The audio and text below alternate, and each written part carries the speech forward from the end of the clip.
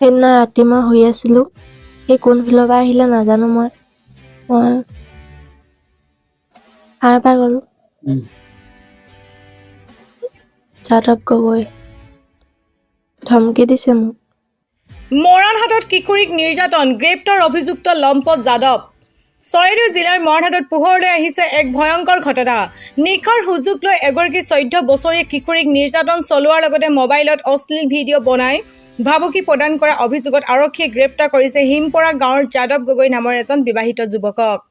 পুৱা ভুক্তভোগী কিশোৰীগৰাকীয়ে পৰিয়ালক সমগ্ৰ ঘটনা অৱগত কৰাৰ পিছতে পৰিয়ালৰ লোকে মৰাণহাট থানাত এজাহাৰ দাখিল কৰে।